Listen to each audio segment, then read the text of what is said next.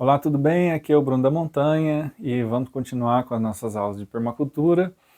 Nós estamos no tópico 2 sobre agricultura e nesse momento nós vamos estudar aí a produção de alimento e cuidar de animais domésticos. Então nós vamos analisar aí em primeiro lugar o solo, biomas e climas, escolha das plantas, irrigação, técnicas de plantio, e a criação de animais domésticos e instalações e manejo apropriado.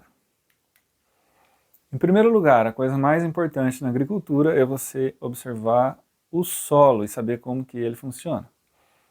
Então, o solo que a gente vê na floresta é o solo ideal, é o solo perfeito. Ninguém cuida da floresta, ela fica ali linda, verde, né, maravilhosa, todas as plantas crescem bonitas, né? E às vezes a gente faz uma hortinha e ali cresce uma couve, vem uma formiga e corta, aí daqui a pouco está amarelada, e é um trabalho muito grande. Por quê? Porque ali onde eu planto não está dando certo e lá na floresta dá tão perfeito. Por causa do solo. Vai no solo da floresta e você vai entender o porquê.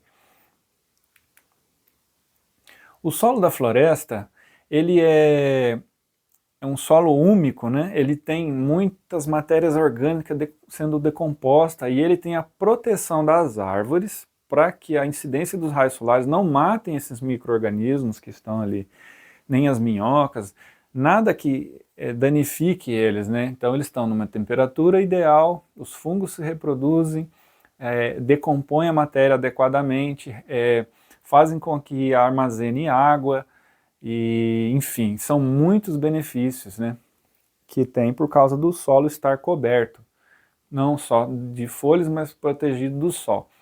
E aí a gente vê os horizontes de solo, também é importante a gente aprender sobre isso.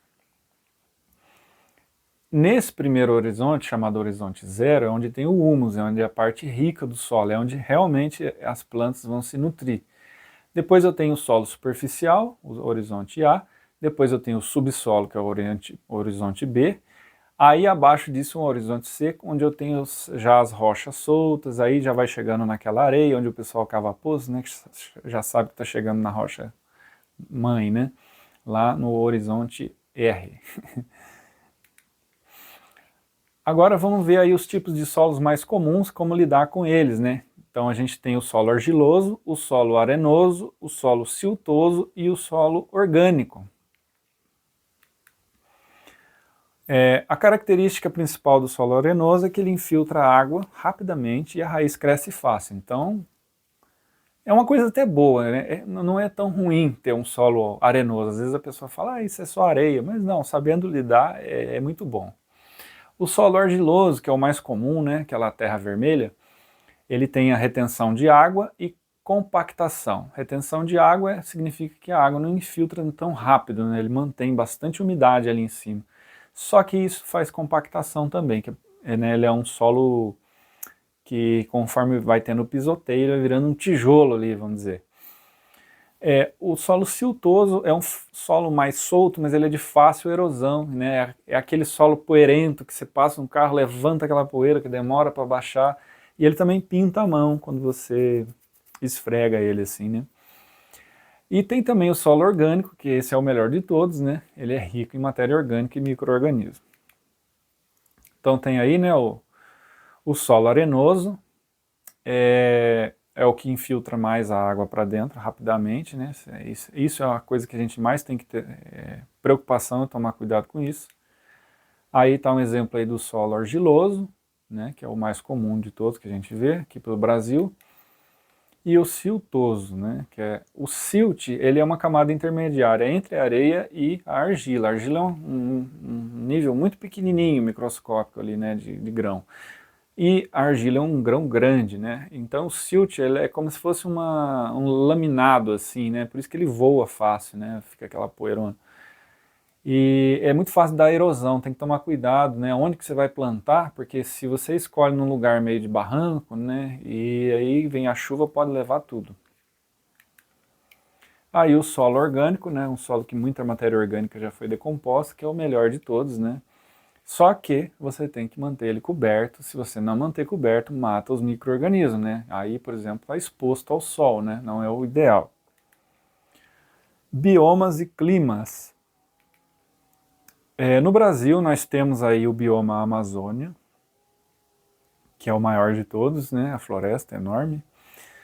Temos o bioma Caatinga, que é a parte do Nordeste, que é o mais seco. Bioma Cerrado, que é praticamente uma savana.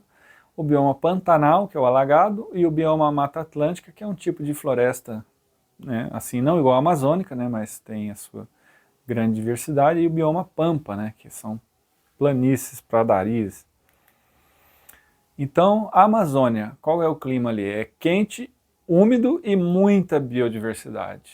Eu já tive a oportunidade de estar ali, é maravilhoso. É comida à vontade, né, para todo mundo.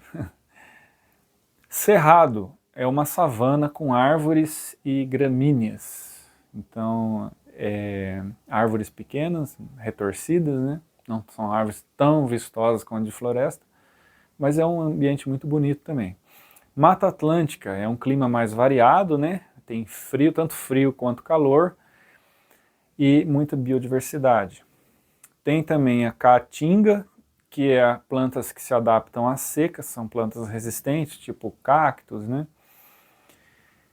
Tem o Pantanal, que é uma planície alagada sazonal, ou seja, em um momento está mais seco, em outro momento está mais cheio, né, alagado.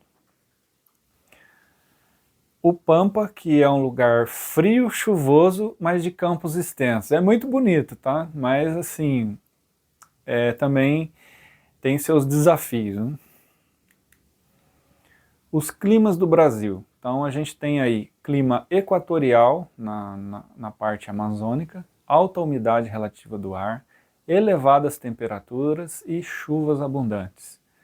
Isso é o mais importante de tudo. A gente tem que aprender. Eu apanhei muito com plantação porque eu, vamos dizer, ignorava, né, o clima. Eu moro aqui na montanha, aqui faz frio, dá geada, e eu queria plantar plantas de clima tropical aqui no clima frio, né? Me dei mal em muitos casos aí, até aprender, né?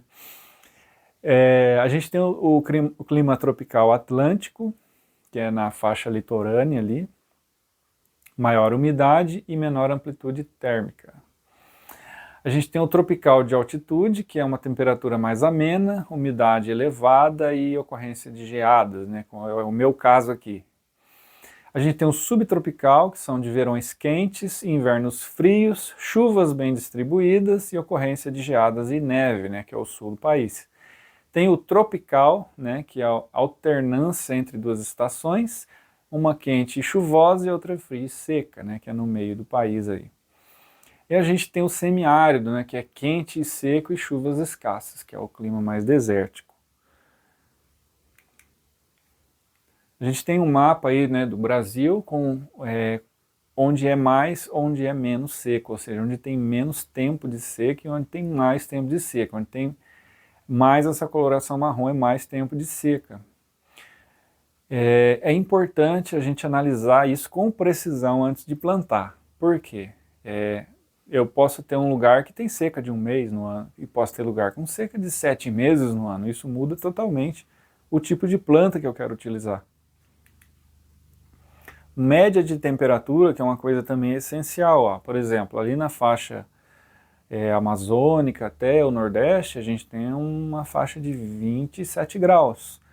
Para cima já da linha do Equador e um pouco abaixo dessa linha roxa, a gente tem 25 graus. E assim por diante até chegar numa média de temperatura de 13 graus, que no caso é aqui Campos do Jordão, do lado onde eu moro. Vou dar um exemplo. Se você planta um coqueiro aqui, o coqueiro precisa de uma média de temperatura de 18 graus para cima. Ele não vai dar coco, ele não tem o estímulo do clima, né, da temperatura ideal para que ele frutifique. Então também é importante. Por exemplo, se eu quero plantar uma maçã, uma oliveira, elas precisam de um choque de temperatura, ou seja, uma macieira precisa de até 600 horas de frio abaixo de 10 graus por ano. Então tudo isso é importante analisar e avaliar para a gente plantar a planta certa no lugar certo. Outra coisa muito importante para a gente analisar é a posição do Sol em relação à Terra. Então eu tenho ali a linha do Equador, que é onde pega ali mais sol durante o ano todo, né? porque ali a Terra ela tem um eixo inclinado, né, é isso que vai fazendo as estações. Então eu tenho uma alta densidade de raios solares no hemisfério sul, por exemplo, quando ela inclina assim. Quando ela inclina para o outro lado, vai para o hemisfério norte.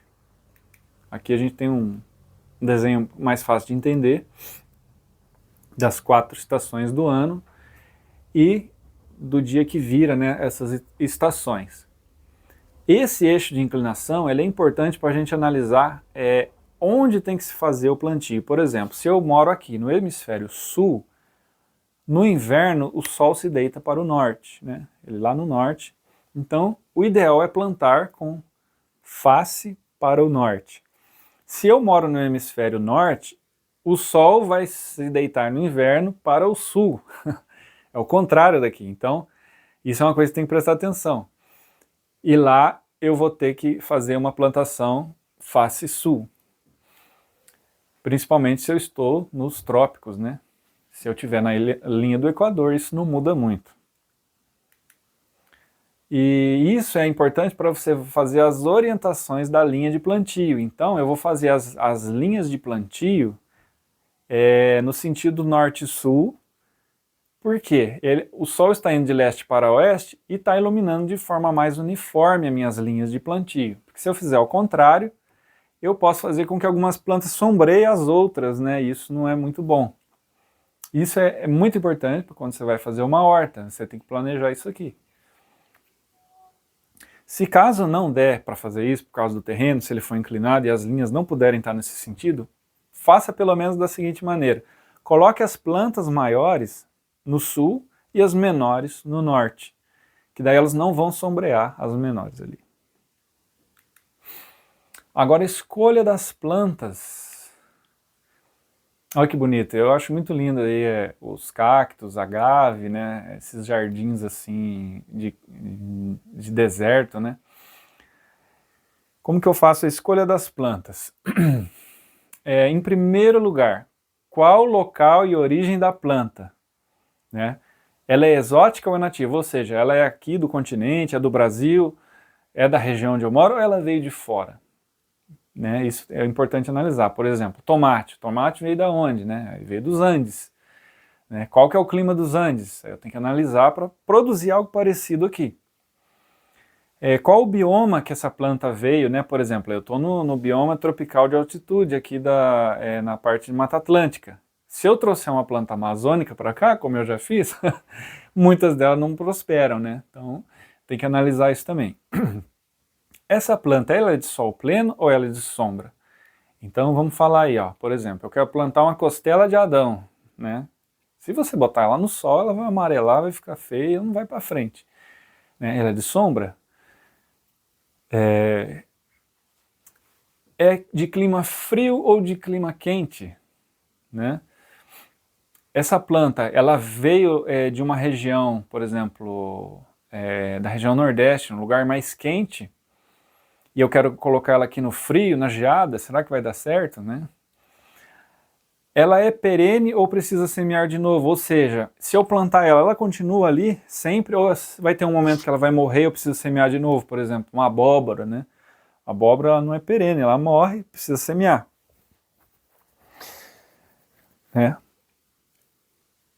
Ela perde as folhas no inverno, ou seja, ela é uma planta caducifólia. Vou dar um exemplo aqui: o pêssego, a maçã, a ameixa, são plantas que perdem suas folhas no inverno. Isso é importante a gente planejar também, porque daí o solo vai ficar exposto, a gente tem que saber como que lidar com isso. Ela precisa irrigar ou não? É uma planta que eu posso plantar no sistema de sequeiro, ou seja, sequeiro é quando você não põe nenhuma irrigação. Né? No caso do trigo, eu posso plantar o trigo sem irrigar. Ela é adequada ao tipo de solo? Também, tem que ser analisado isso. Como a gente viu os tipos de solo, né? O arenoso, argiloso, etc. Se eu pego uma planta, por exemplo, uma melancia, para plantar num terreno argiloso, ela não gosta de acúmulo de água. Então, num terreno arenoso, ela vai melhor. Essas coisas que a gente tem que analisar antes de escolher a planta. Eu aconselho vocês procurar livros que até hoje eu uso, porque assim, não tem como decorar, a biodiversidade é imensa. Quer dizer, eu não posso dizer que não tem como, né? Tem gente que tem um cérebro magnífico, né? Estuda a vida inteira, mas assim, consultar constantemente, eu aconselho livros do Harry Lorenzi, que são muito bons, né? Tem vários livros, né? Tem jardinagem, tem de horta, tem de plantas nativas, de árvores, de plantas comestíveis não convencionais, né? As punks, tem uma variedade imensa desses livros aí para a gente consultar. Escolha plantas nativas ou adaptadas. Sempre que você quer fazer um plantio bem sucedido, principalmente quem está começando agora, plantas nativas da sua região são as melhores para você começar a plantar.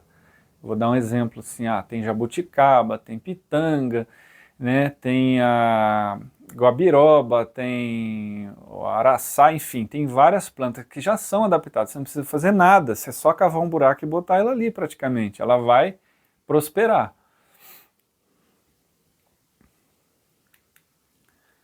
Olha o cambuci, que coisa bonita.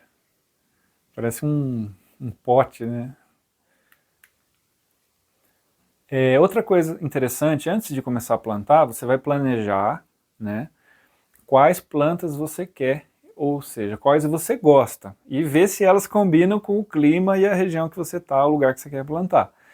Depois que você conseguir avaliar e separar aí pelo menos uns 35 tipos, né, de plantas diferentes, eu até nem aconselho muito mais do que isso, né, que tem que ter um conhecimento específico de cada uma, né. Mas 35 tipos você vai ter uma variedade enorme, você vai conseguir ter uma subsistência bem avançada, né, com bastante espécies aí para o seu consumo, né. E quanto mais espécies você tiver, sabe, mais complexo fica. Então, quem está começando, faz isso aí. Põe na lista tudo que você gosta, vê se combina com o lugar e vai adaptando.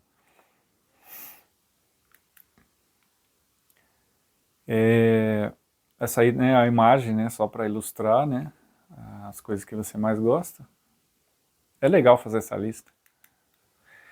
Agora sobre irrigação.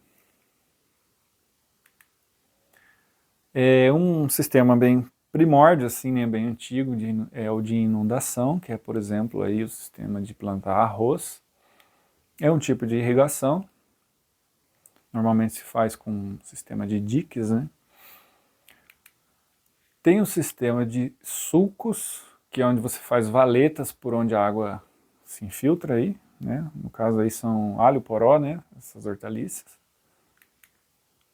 Tem o sifonamento, que é um sistema muito inteligente, muito interessante, bem antigo, e ele você faz um canal ou pega um córregozinho ali, né, eleva, né, a água e põe um sifão, né, que é simplesmente um tubo que por gravidade vai puxar essa água aí. Tem muito disso lá em Pernambuco, né, ali no Rio São Francisco, nos canais, né. Tem um sistema bem conhecido que é o de aspersão, tem vários tipos de aspersores, né? No caso esses aí eles ficam batendo e mudando de direção e eles alcançam uma área bem grande. Tem o microaspersão, que esse aí é um chuveirinho fixo, né, que fica aí no pé das árvores, pode ser usado na horta também. Tem o de nebulização.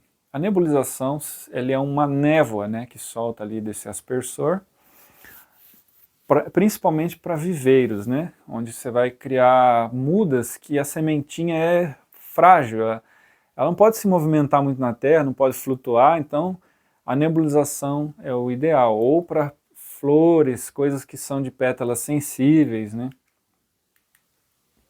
Tem o gotejamento superficial, que é quando você tem uma linha de gotejo elevada, e ele fica ali gotejando em cima da terra. Se usa esse caso quando você não pode enterrar, né, ou quando você precisa ficar mudando de lugar. Tem o gotejamento enterrado, né, que esse é mais conhecido. Eu trabalhei bastante com esse tipo. Ele é uma fita, né, assim que a cada tipo 20, 30, 40 centímetros tem uma ponta de saída da água ali. de acordo com o espaçamento que você quer dar para a sua planta, né? Tem o gotejamento localizado, que esse é mais específico assim para viveiros, onde você quer colocar o tubo diretamente no vaso. E o que você tem que analisar para escolher qual tipo de irrigação eu vou usar? Então, primeiro de tudo é o tipo de solo, você tem que ver a permeabilidade, né? Como a gente viu lá. Solo arenoso é um solo que botou a água, ele vai para baixo, né? Ele já infiltra. Então, o que você tem que fazer? Aspersão, você vai jogar, a água vai descer logo. Então, tem que achar qual que vai ficar ali mais tempo e gastando menos água, né? O de gotejamento é o ideal. Tipo de clima, né? Quantos meses de seca eu tenho para me planejar o sistema ideal, né, que eu vou usar. Né? Porque, por exemplo, se eu tenho poucos meses de seca, a maior parte do ano eu tenho chuva. Então eu vou precisar de um sistema de irrigação que eu coloque ele num determinado tempo e posso tirar depois.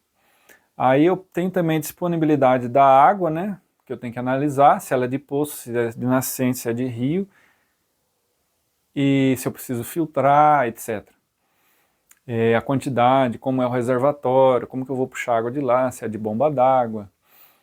Tem que ver o cálculo de vazão, isso é muito importante. Por exemplo, se eu tenho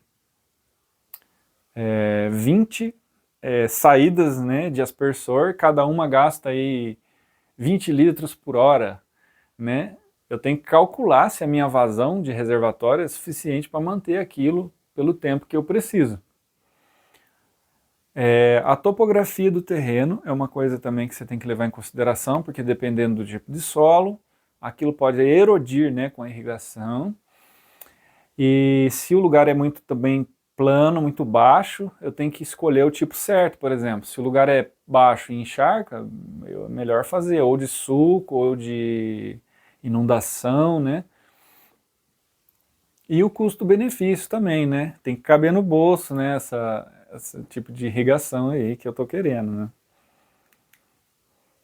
A disponibilidade da água, né, tem que ter, como eu disse ali, a água na quantidade que você realmente pode sustentar naquele sistema, por isso tem que ter feito o cálculo de vazão e o cálculo, né, do uso ali dos aspersores ou dos gotejadores.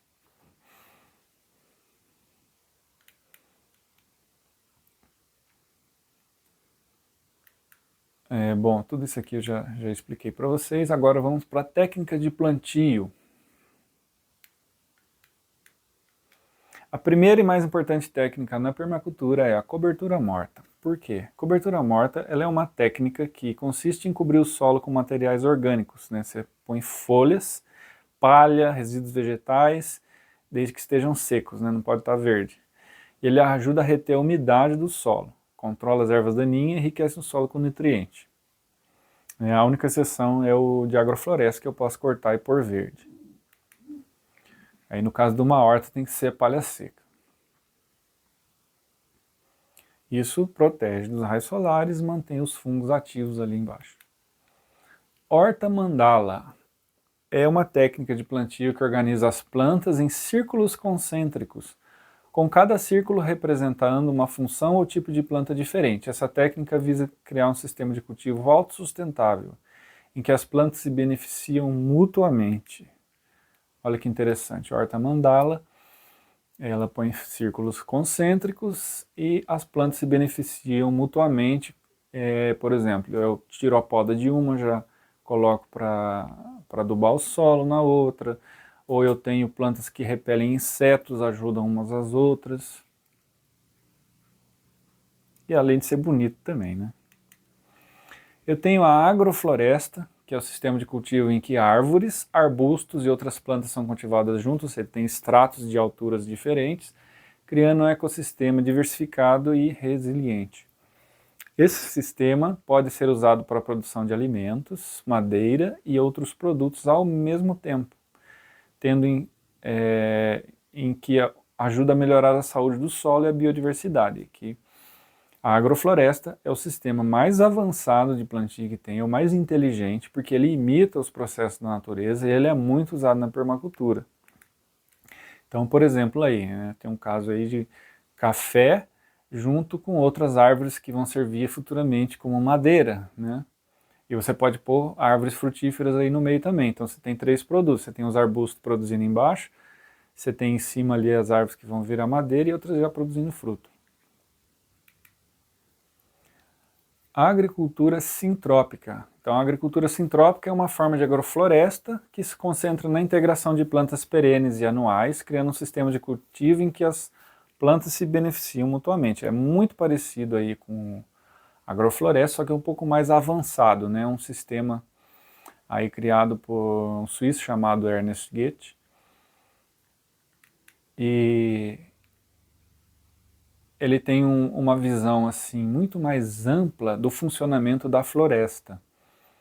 Então ele procura botar uma diversidade muito maior de coisas aí no meio, né? Inclusive coisas que vão ficar até 40 anos ali se for necessário. E você vai montando pequenos sistemas que vão se expandindo com o tempo. Por exemplo, eu posso fazer ali 1 hectare em um ano, no outro ano eu faço um outro hectare. Então eu sempre vou tendo plantas novas e os que vão ficando antigos vão ficando com as plantas mais maduras, né? Que no caso, as que demoram mais são as de corte de madeira. Depois que corta a madeira, recomeça tudo do zero, né? Limpa o terreno e faz tudo do zero. Só que daí o solo já vai estar espetacular, né? De matéria orgânica. O plantio consorciado ou plantio companheiro. O plantio consorciado companheiro consiste em plantar diferentes espécies juntas, aproveitando a vantagem de cada um para otimizar o uso do espaço e o recurso do solo. Essa técnica pode ajudar a controlar pragas, melhorar a fertilidade do solo e aumentar a produtividade. Então aí, ó, vamos ver um plantio companheiro. Tem arroz e mandioca, né, plantado em linhas alternadas, né? Um ajuda o outro aí. Né? A matéria orgânica de um vai para o outro, se ajuda por baixo ali nas raízes também. Plantio direto. Plantio direto consiste em plantar sementes diretamente no solo, sem a necessidade de preparar o solo, ou seja, sem precisar revirar com o trator e fazer suco, semear de novo. Simplesmente derrubou a cultura antiga. Por exemplo, eu acabei de plantar soja e quero plantar milho, simplesmente eu colhi um, joguei para fora, joguei no chão a matéria orgânica e vou já lá e semeio em cima. Essa técnica ajuda a reduzir a erosão do solo, porque as raízes antigas ficam tudo ali, não precisou revirar e tirar elas fora, né? Melhora a saúde do solo e diminui o uso de insumo químico. Aí é um exemplo, tem muito lá no sul, né? Eu via bastante esse tipo de plantio direto aí. As palhadas nas culturas antigas ficam aí e crescem as novas, né? Normalmente é feito com trator. O pastoreio celular é uma técnica que consiste em dividir o pasto em diferentes lotes e rotacionar o animal, né, também chamado de piqueteamento. Essa técnica ajuda a melhorar a saúde do pasto, controlar ervas daninhas e aumentar a produtividade. Como é que funciona? Em vez de eu largar ela solta no pasto inteiro, eu divido o pasto, por exemplo, em 4 partes, deixo ela pastando num lugar menor, ela vai acabar com toda a graminha verde ali e os outros estão crescendo, estão ficando bonitos. Daí eu tiro de um, põe no outro e dá tempo de recuperar. Né? E isso melhora a saúde do pasto e as vacas sempre têm o pastinho verde ali para elas comer. A Rigelkultur. Ela é uma técnica de cultivo que consiste em criar canteiros elevados, ou seja, faço umas montanhas assim com lenha, com galho, com bastante matéria orgânica e depois ele é coberto com terra. Aí essa técnica ajuda a melhorar a saúde do solo e reter umidade, especialmente em solos pesados e secos. Olha aí o exemplo. Então imagina que dentro ali tem um monte de lenha, de galho, de matéria orgânica que eu fui jogando, empilhando, depois botei terra, coloquei essa palha e saí plantando as coisas ali. Ó. Tem abóbora, tem tomate, tem flor, tem tudo ali. Cultivo em contorno. Então o cultivo em contorno é uma técnica que consiste em plantar as culturas seguindo as curvas de nível do terreno. Isso aí é muito importante.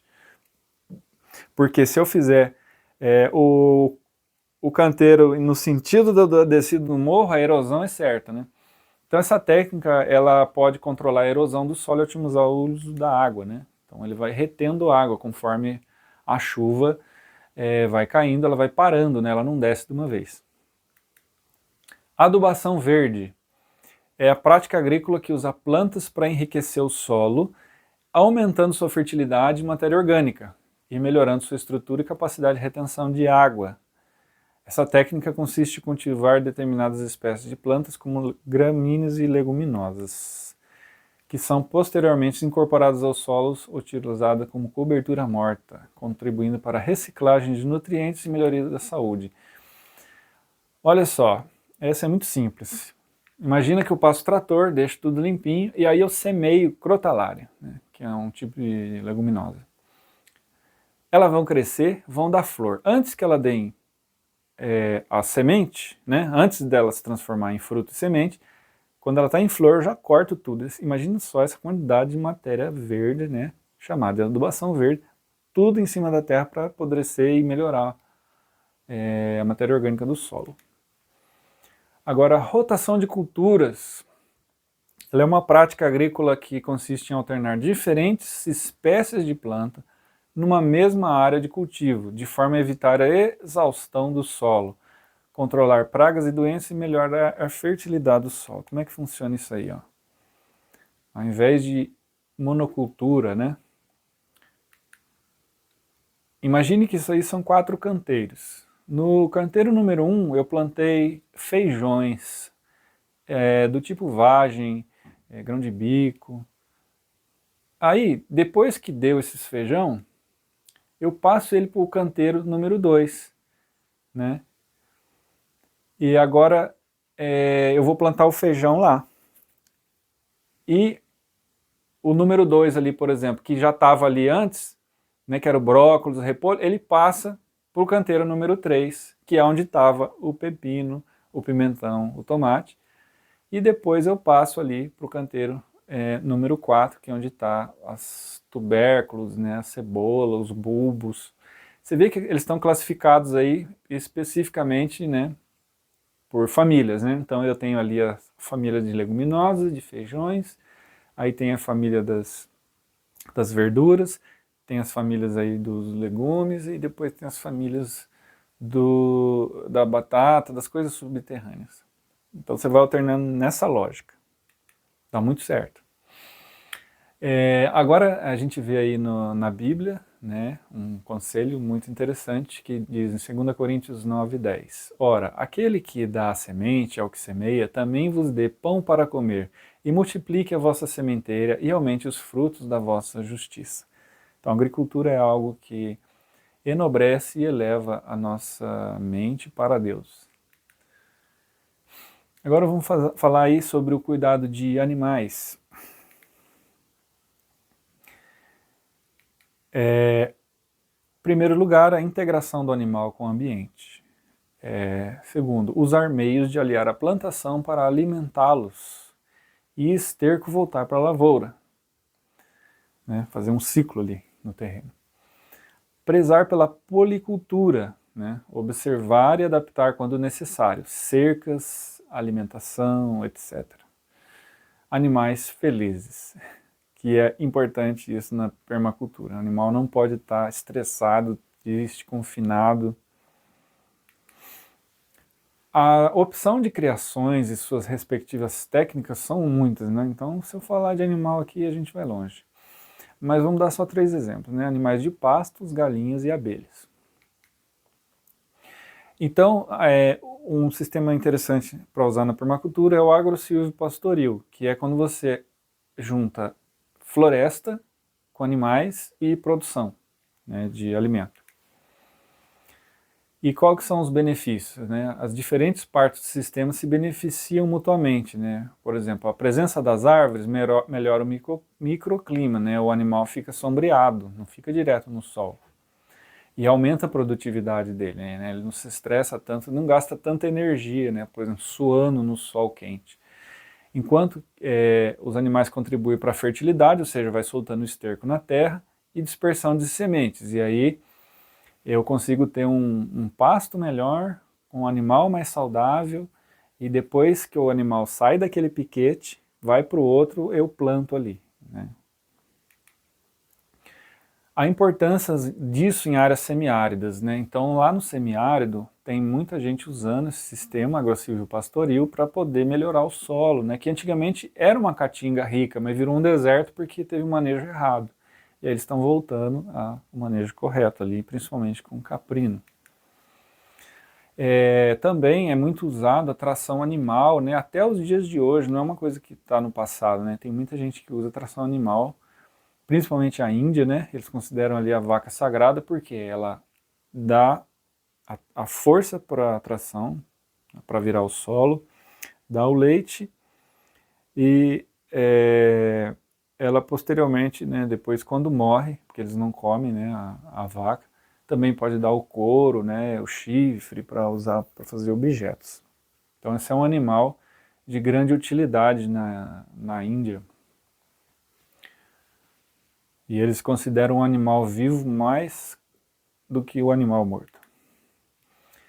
Em locais que precisam estocar alimentos, né, para os animais, tem uma opção, né, de uma planta chamada moringa oleífera, que ela é a planta mais nutritiva do planeta, né? Ela tem uma concentração aí de 23 a 28% de proteína. E aí você pode fazer silagem, né, porque o lugar que tem seca ou geada, acaba o pasto. Então você faz uma silagem aí de moringa, né, que é uma coisa que dá 3, 4 colheitas no ano, né, e você chega aí numa média de 25% de proteína bruta. É uma opção fantástica, tá? Tá aí, ó, já plantei moringa, é uma árvore muito resistente, muito crescimento rápido e também pode ser usado aí no consumo humano e é medicinal. Trator de galinhas, eu já tive experiência de fazer isso aí, é muito interessante também.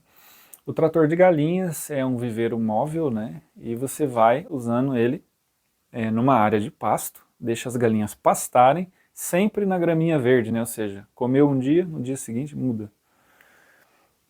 Sem tirar elas de dentro, só arrastando ali com as rodinhas, né? É um manejo muito fácil e sempre vai ter graminha verde, inseto para ela ciscar ali. E as vantagens dele é que tem mais ventilação, tem pastagem verde sempre, elas eliminam as pragas, né, ou chamado de plantas espontâneas, competidoras, né, que na permacultura não se usa tanto o termo praga. Também tem uma proteção contra predadores, né, que é um viveiro bem fechado e fácil manejo, tem bastante vantagem nesse sistema aí. Aí tem o galinheiro circular, que é um galinheiro fixo, fechado, onde as galinhas ficam confinadas ali, porém elas têm um túnel de tela, onde elas passam e vão, por exemplo, um pomar, por uma outra área fechada, só que maior. E ao redor aí fica uma espécie de uma horta, onde você usa o esterco da galinha para elas e usa o resto das colheitas para alimentar as galinhas. Então é muito interessante. Esse é um conceito ótimo de permacultura.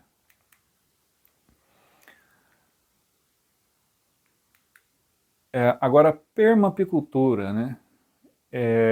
Eu trabalhei já há um tempo com apicultura e usei princípios da permapicultura, porque o manejo intensivo, o manejo tradicional, né?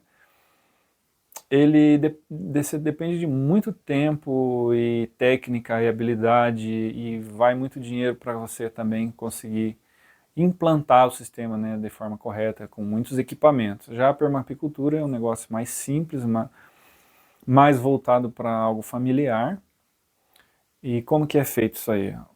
O ninho, como vocês podem ver aí, é um pouco diferente, né? Eles são ninhos grandes que imitam os troncos da natureza mesmo, onde elas estavam originalmente. Eles apoiam ali em cima de pedras, né? E o interessante é o quê? Você faz essas caixas grandes, os enxames ficam mais fortes, né, porque você deixa eles crescer ali de forma natural, tem menos interferência no ninho, você não vai ficar tanto mexendo ali no ninho das abelhas, tem menos estresse para as abelhas e menos trabalho para o apicultor. Claro que a produção é menor, mas, assim, você trabalha menos, a abelha trabalha mais.